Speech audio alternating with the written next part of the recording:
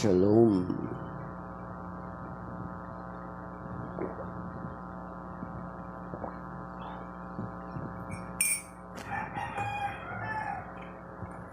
Shalom, shalom.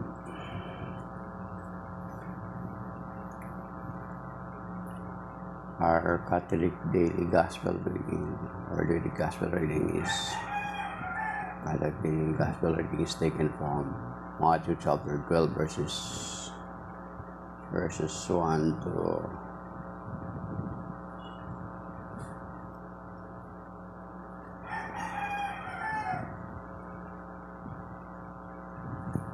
8. O sa iyo, Panginoon,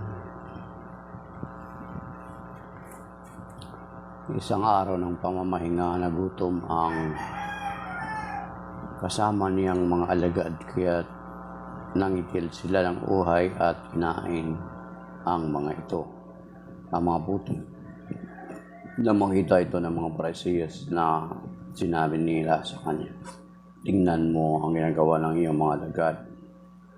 Bawal yan kung araw ng pamamahinga." Sumagot si Jesus, "Hindi ba ninyo nabasa ang ginawa ni David nang magutom siya at ang kanyang mga kasama?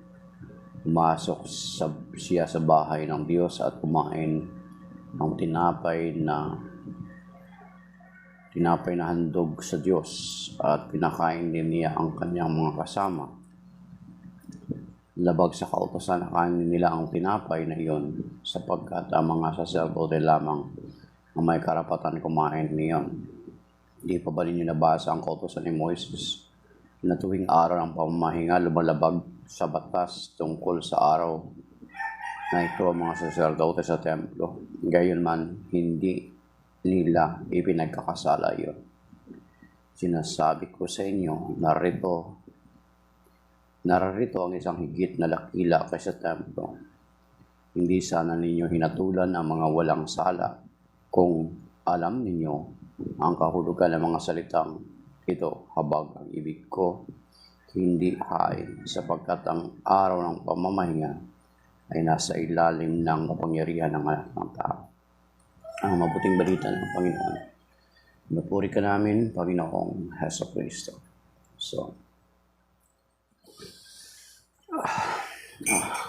Alam naman natin na in the very beginning, kung titingnan natin yung ministry ng Panginoon, ang lagi nakasubaybay sa Kanya ay ang mga Pariseo, na every time nagagawa siya ng mga bagay-bagay na sa tingin nila mali, ay kaagad nilang ginagamit yun against sa Panginoon.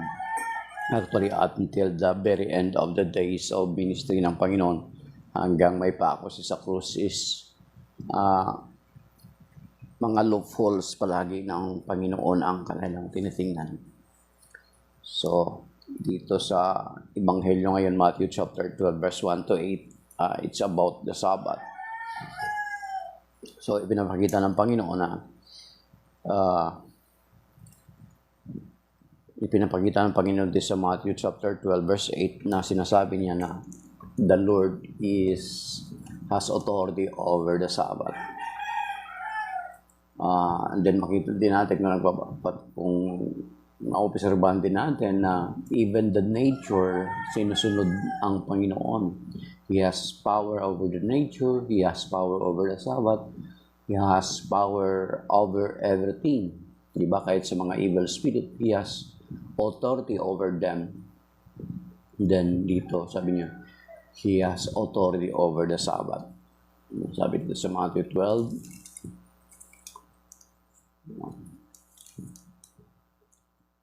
sapagkat ang araw ng pamamahinga ay nasa ilalim ng kapangyarihan ng anak ng tao. So, sa authority ng Panginoon. And then kung makikita natin doon sa Matthew chapter 5, mga kapatid,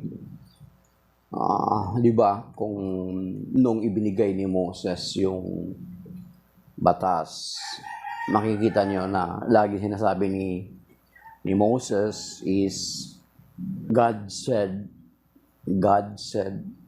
Pero pagdating ng Panginoong Jesucristo, nung dumating na siya, makikita natin yung authority niya na ito yung sinasabi noong una, but now I say unto you, di ba? Mapapansin nyo yung sinasabi ng Panginoon.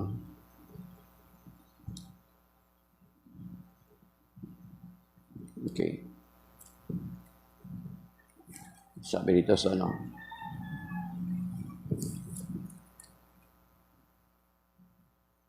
sa Matthew 5:21, sabi niya, narinig ninyo na noong unay iniutos sa mga tao, huwag kang papatay, ang sinumang makamatay ay mananagot sa hukuman. Ngunit sinasabi ko sa inyo. So, andun yung authority ng Panginoon. Ngunit sinasabi ko sa inyo, si Moses, every time na magsabi siya, maipahayag siya sa mga tao, lagi niya sinasabi, God said, sinasabi ng Panginoon, ganito. But here, dito sa Bagong Tipan, nang dumating ang Panginoon, sinasabi, but now I say unto you. Sa Matthew 5:21, and then basahin niyo yan. Makikita natin that He has authority over the laws ng mga Hudyo.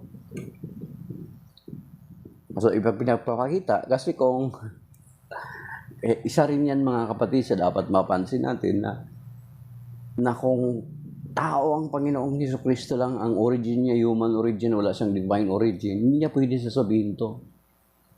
Hindi niya pwede baguhin, hindi niya pwede sasabihin, but now I say unto you, ngunit na yun, sinasabi ko sa inyo. So sabi niya, dito sa Matthew chapter 12 verse 8 na, the Son of Man has power over the Sabbath. Under His power yung Sabbath. And then makikita din natin doon sa Matthew 28. Yung sabi rito, sa Matthew 28, na sinasabi na, all authority is given to me, sabi niya, punit itong isa kong Bible. Sa Matthew 28, buksan natin sa Bible. Buksan niyo po yung Bible niyo sa Matthew 28. So the Lord has authority over the Sabbath. So it means He can do everything over the Sabbath because He is the Lord over the Sabbath. At the same time, ang kinoconsider ng Panginoon is yung kapakanan ng tao sa Sabbath. Itong mga Pariseo kasi ang tinitingnan lang nila na very legalistic sila, yung humanitarian consideration is wala na.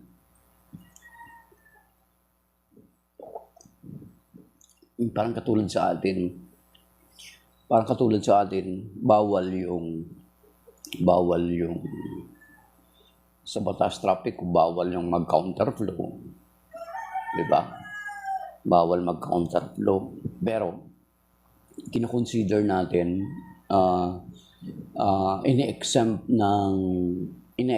ng batas ang ambulansya na mag-counterflow kasi kinoconsider natin yung pasahero nila na emergency na dadalhin sa ospital. Diba? Yun yung isa sa mga reason. So, ibig sabihin, ang tinitingnan dito ng Panginoon, hindi yung kung ano yung sa batas, kundi ano yung mas greater na pangangailangan. Nagugutom yung mga alagad niya that they need to eat. Kailangan nilang kumain kasi nagugutom sila, naglilingkod sila, gumagawa sila ng gawain ng Panginoon. Diba? So, the Lord has authority over the power. Sabi niya rito, sa Matthew 28 verse 8, and then Jesus approached and said to them, all power in heaven and on earth has been given to me. Then after that, binigay niya yung Great Commission. At kung makikita natin na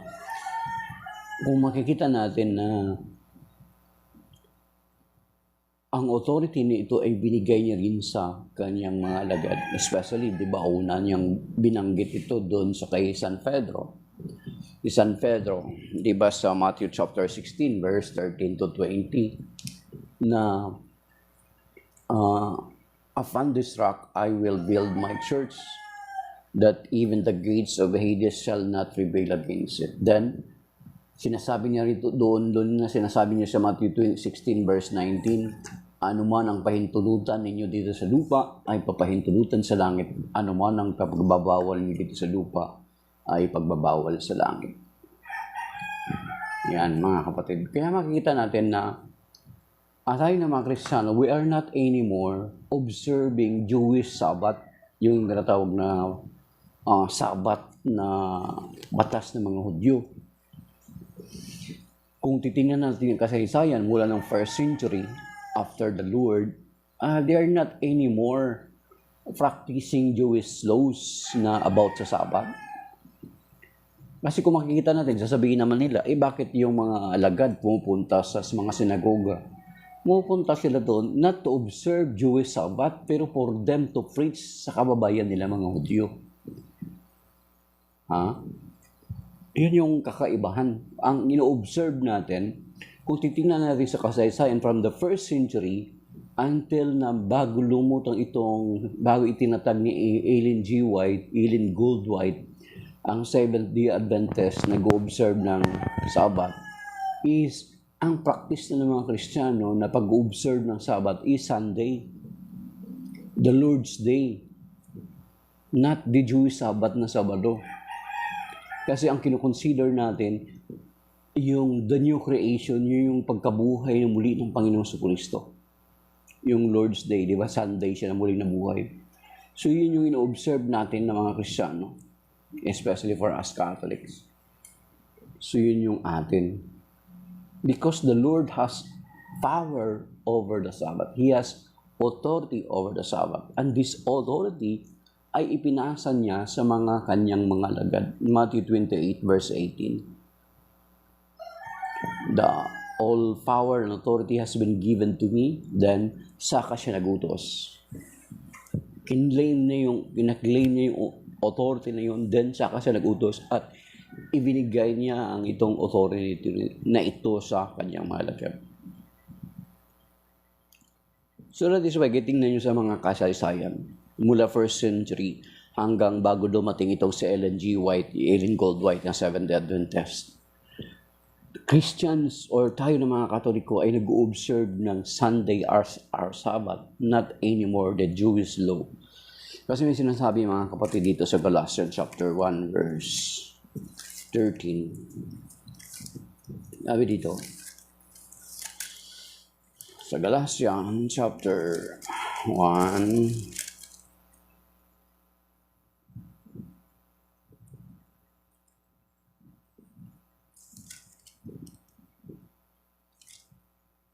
sa Galatia pala 3.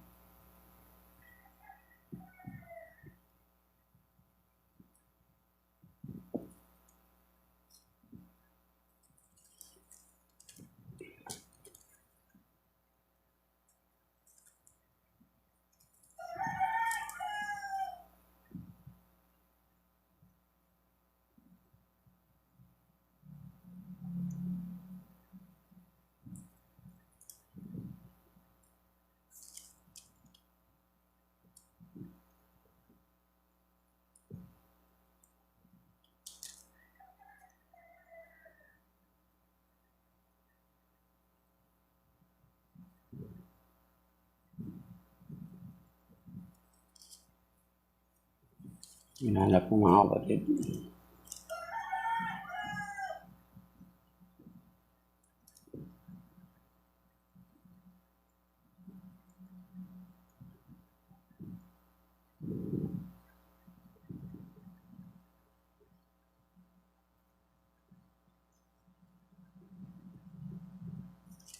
Galatians chapter 3 verse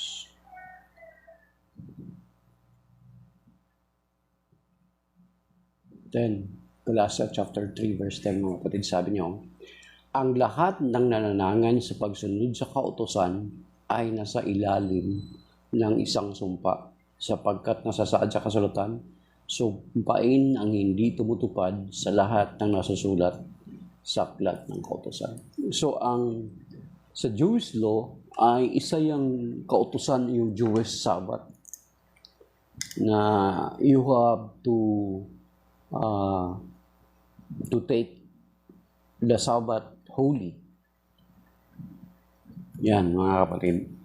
Although, sa atin, ang Sabbath natin is ginaganawa pa rin yung gano'n, kasama pa rin yun. Pero yung Sabbath natin is not anymore the Sabbath of the Jews. Kasi yung sa atin is yung resurrection ng Panginoong Jesucristo ang ating Sabbath.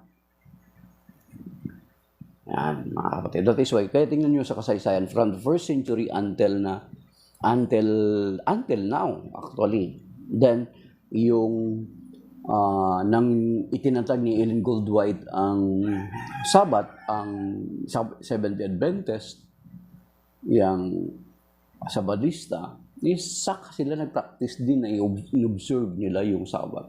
Pero sinasabi dito sa Galatians chapter 3 verse 10 na nasa ilalim ng isang sumpa ang sabi dito, ang lahat ng nanangan sa pagsunod sa kautusan ay nasa ilalim ng isang sumpa sapagkat sinasasaad sa kasulatan sumpay nang hindi tumutupad sa lahat ng nasusulat sa aklat ng kautusan.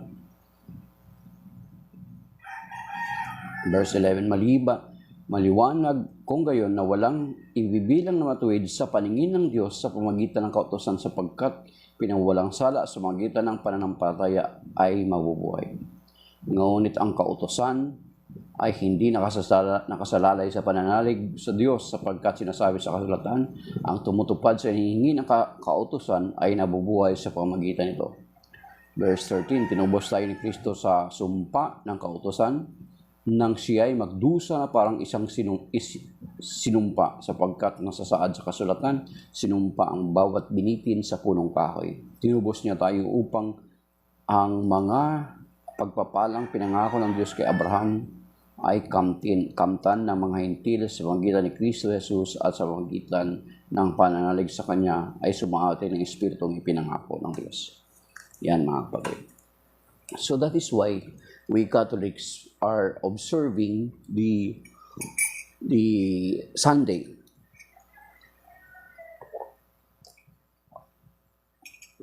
As our Sabbath. And since ang authority ay binigay sa mga apostol, hindi pwede natin i-question yan. Na sabihin ng simbahan, okay, ang ipangili natin ang araw ng linggo sapagkat sa araw na ito ginugunita natin ang muling pagkabuhay ng ating Panginoong Jesucristo, ang ating katubusan. Di ba? So, binding yan, mga kapatid. We cannot question that kasi yung sinasabi doon sa Matthew chapter 16, di ba? Matthew 16, basahin natin mga kapatid, ha? Kaya itong may word doon na dapat natin makita at maintindihan. Of course, lahat naman tayo may marunong mag-intindi doon kahit sabihin mo English, kahit basahin pa sa English. Matthew 16 verse 19, ibibigay ko sa iyo ang mga susi ng kaharian ng langit, ang ipagbawal mo sa lupa ay pagbabawal sa langit, at ang ipahintulot mo sa lupa ay ipapahintulot sa langit. So you see, whatever, yung term sa English na term na whatever, anuman, sa Tagalog yung sinasabi dito, anuman ay ipahintulot ninyo dito sa lupa ay ipapahintulot sa langit. Anuman ay ipagbawal ninyo dito sa lupa ay ipagbabawal sa langit. So, kung sinabi ng simbahan ng Catholic Church, okay, ipangili natin ang araw ng linggo. Let us remember the Lord's Day. Let us observe solemnly the Lord's Day. Yan. Kapag hindi natin ino-observe, nagkakasala tayo. Alam niyo ba yun? Kasi ang authority, ibinigay na sa simbahan. At kung titingnan natin, ang legit na simbahan na nakakonekta sa mga alagad na makaangkin ng talatang ito, ng verse na ito, Matthew 16:19 and then Matthew 18:18, ay the Catholic Church, mga kapatid. Whether we like it or not, lalo na kung napunta ka na sa ibang sekta, natural, magpoprotesta ka. No. Pero hindi mo may kakaila that the Catholic Church is the only church that has an unbroken connection sa mga apostol until now. May tinatawag na unbroken link. The Catholic Church lang. So therefore, this verse is makiklaim ng simbahan at mai-impose ng simbahan yung authority niya. Kaya nga, sinasabi doon sa Luke chapter 16 verse 10 na, di ba, there are sometimes may sinasabi tayo, di ba, lalo na yung mga protestante ng ating mga kapatid, tayo ng mga katoliko, kine-question natin ang authority ng simbahan. Bakit nakikialam ng simbahan? Bakit nagsasalita ng simbahan ng ganyan? Because the authority is given to them. Kung hindi natin intindihan yung anuman, whatever, naturally, we will continue to protest against the church. Pero kung naintindihan mo yung term na yun, kapag magsalita ng simbahan, you don't need to speak anymore. Wala ka na dapat sabihin pa. Kaya nga parang may sinabi yata sa sulat yata, si Saint Augustine yata yung sinasabi niya that the church in Rome has already spoken. The church in Rome has already spoken. Ano ibig sabihin niya? Nagsalita na ang simbahan, nagsalita na ang seat of Peter. Nagsalita na yung successor ni San Pedro. Ano pang gagawin mo to protest? The church has already spoken. Then you need to be silent. Ay, yung authority. Because kung mag-i-insist ka pa ng magsalita against, you are rebelling against the authority. That is why, kaya nga tayo sa Catholic Church na natili yung unity natin because of the authority. Because of the Pope. Tingnan niyo yung mga kapatid nating mga protestante. They are so divided because wala silang nire-recognize ng authority. Ang sinasabi nila na nire-recognize nila ng authority is the authority of the Scripture. Pero yung authority of the Scripture na sinasabi nila actually, yung sinasabi nga ng mga Protestant, ng mga kapatid natin na convert ng mga pastor balik sa Catholic Church, ang sinasabi nila na authority is their own interpretation. Kaya they are not uniting with each other. Though sinasabi nila ang Scripture yung kanilang final authority. Whereas, ang linaw na sinasabi dito sa Bible na ang authority is the church. So 1 Timothy chapter 3 verse 15. No, buksan niyo po sa Bible niyo. Actually, lately may protest din against dito. Kasi alam nila na hindi aayon ito sa kanila, sa mga kapatid natin, mga separated brethren natin. So 1 Timothy 3:15, buksan niyo po sa Bible, mga kapatid. Anong sinasabi diyan? Hindi rin nila iniintindi ito ng maayos. Okay. Sabi dito, but if I should be delayed, you should know how to behave in the household of God, which is the church of the living God, the pillar and foundation of truth. Sa Tagalog, sabi natin. So, but, baunahan ko na kayo, but the church of God mentioned here is not referred to the church of God sa mga taong nag-aangkin or hindi tumutukoy ito or tumutukoy sa mga church of God na nag-i-exist sa kasalukuyan.